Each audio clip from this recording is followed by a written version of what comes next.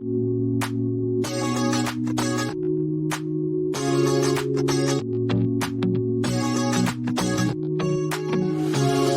so comfortable, and no one seems to hold me like you do.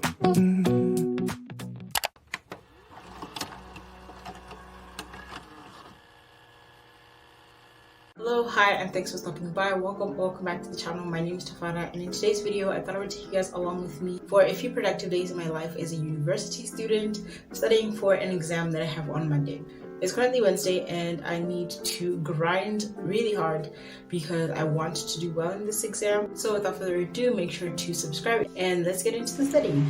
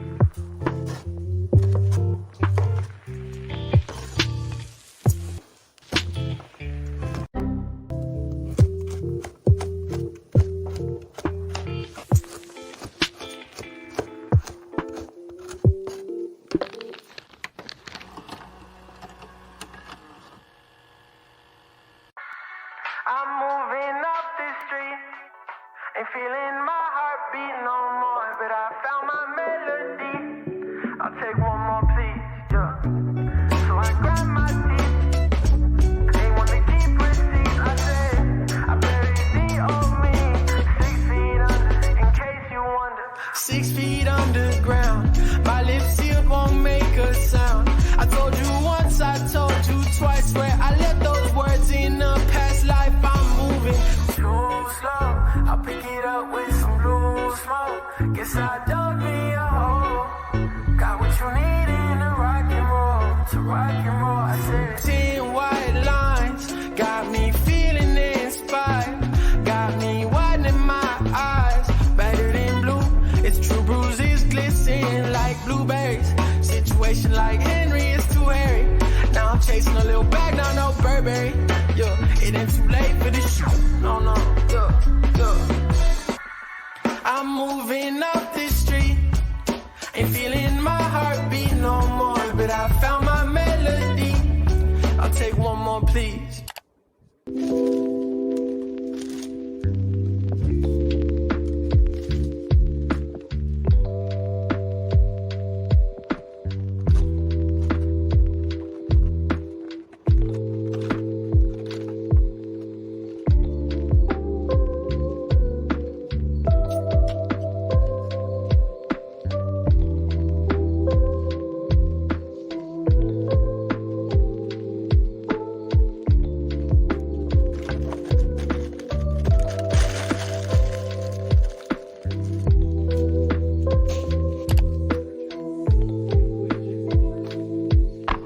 Perhaps you're a procrastinator like me, or notified of a test or exam late like I was in this particular instance, or whatever the case may be.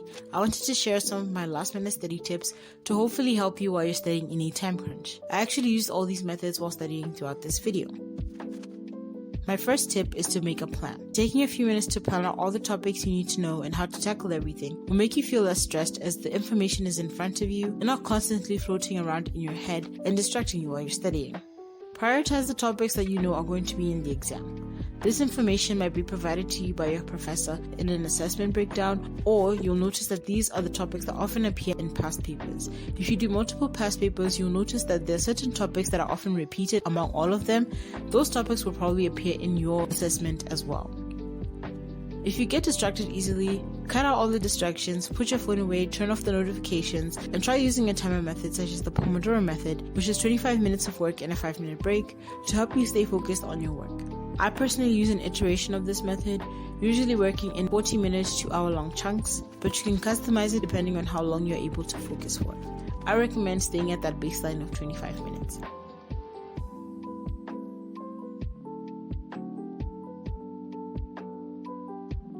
When it comes to prioritizing what to study first, I say start by reinforcing what you know. This might sound unorthodox, or you won't hear a lot of people recommending this, but I say start by strengthening your existing knowledge and making sure it's solid. This shouldn't take you a lot of time because you understand this information and it's part of your strengths. It's just a quick check to make sure that you're able to solve the questions and recall the information correctly without making silly mistakes. The emphasis is on quick.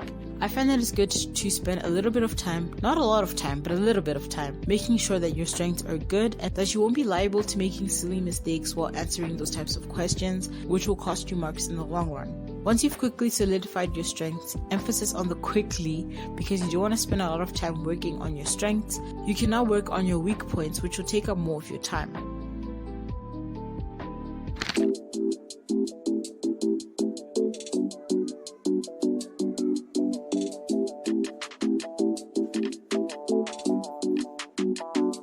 내게 한 가지 소원을 묻는다면 사랑이란 것을 목매 딸리지 않게 해줘. 난 그냥 자유롭게 멀리 날아가고 싶다. 가끔 모든 것이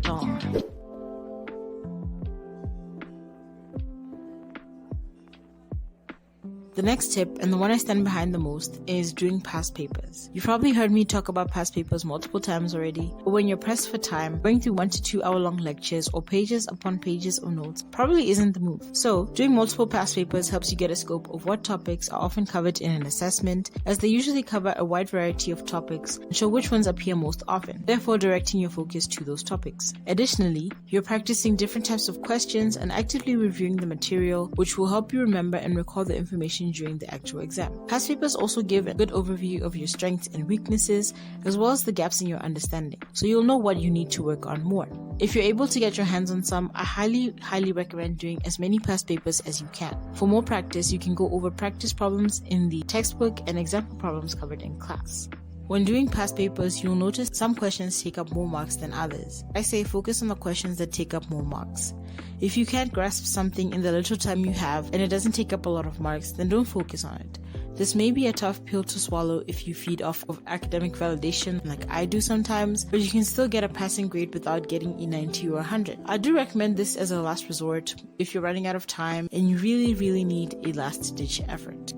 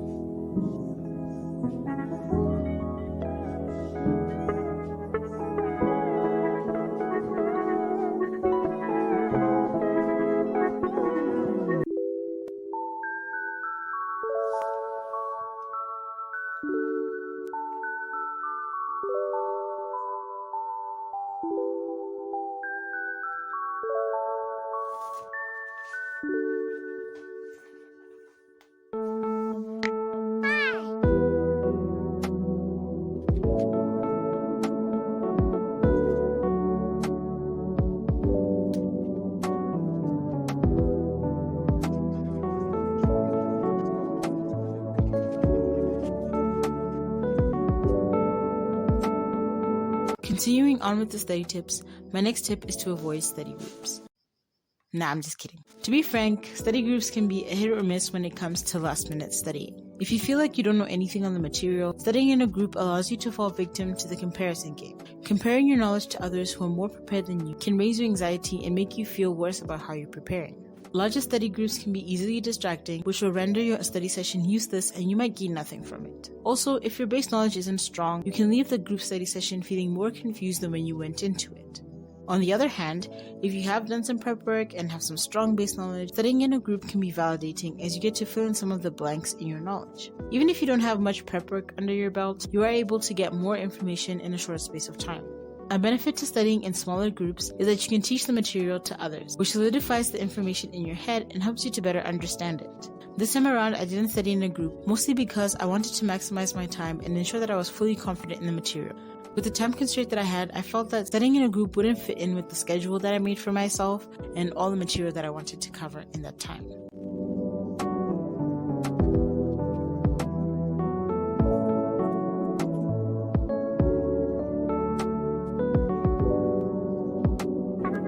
If I could tell you, I don't think you'd believe how long I've felt this way.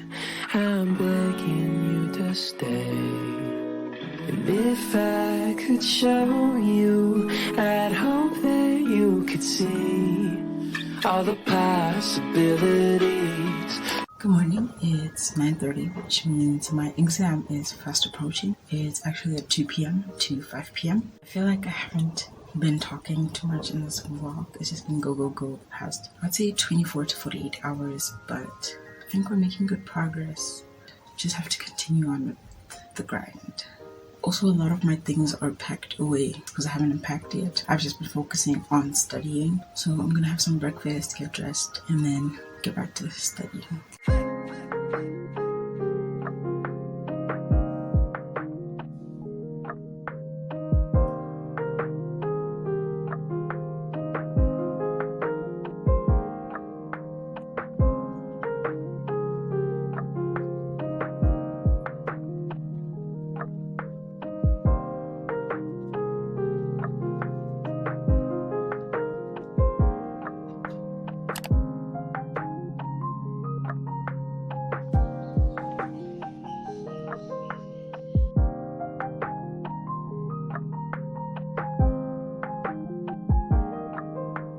Lastly, I recommend staying calm and getting enough sleep. Accept the fact that you won't be able to learn and remember everything at this point in time, which is why planning and prioritizing are important. When you're in a time crunch, it is important to start as soon as possible. Shift your focus and don't think about all the time that you've lost, but instead focus on what you can do going forward to best prepare for your assessment in the time that you have. Take breaks when you need to, as you'll be more productive and able to retain the information when you're well rested. You don't want to burn yourself out. Sleep at a reasonable hour and get enough rest, and your brain will be sharp and able to recall the information better during your test or exam. At the end of the day, all you can do is your best.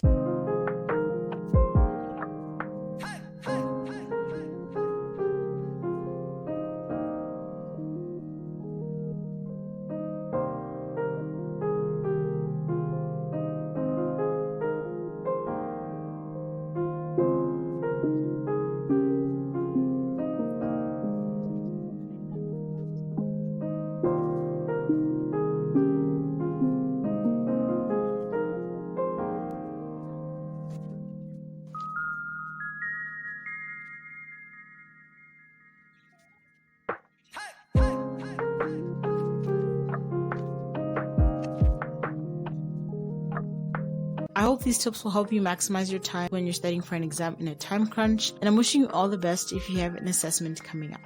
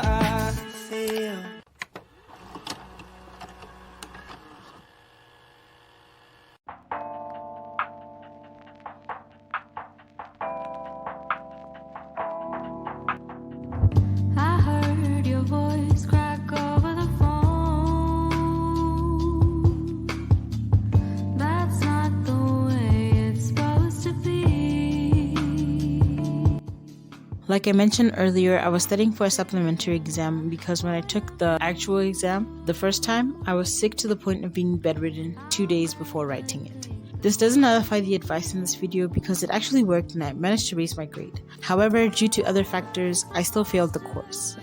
Because of this, I wanted to open up a conversation about failure, which isn't exactly a widely discussed topic on the internet or on StudyTube. I guess it's just difficult to take advice from someone who doesn't look successful because you might think the advice won't work. Failure is a natural part of life and everyone has failed at one point and the other. One failed test, exam, or course doesn't define you, and neither does it mean you failed your degree. Your grades do not define you. Don't take it too personally. It is often through our failed attempts that we learn what works and what doesn't, and we are then able to learn and adjust how we go about doing things. At the end of the day, it's just a minor bump in the road. You will overcome it, and you'll be able to move forward using the experiences and lessons you've learned from that failure. I hope this serves as a reminder to you and me as well that there's only so much you can do with the resources you have and the time that you're given.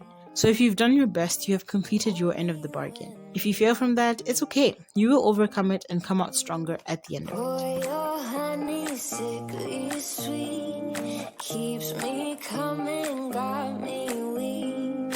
You could kill me, I'd still be dying. Your number 6 feet deep. Oh, it's real hard to break this habit. It's like I want you 24/7. When I'm without you, boy, I feel sick. With that said, thank you so much for watching this video. If you enjoyed it, make sure to give it a like. Comment down below what you do when you're studying for something in a time crunch. And let me know if any of the tips that I gave were useful to you in any way. Also comment down below if you enjoyed this type of video and you would like to see more of them. Subscribe if you haven't already. Thank you so much once again for watching, and I hope to see you in the next one. Bye!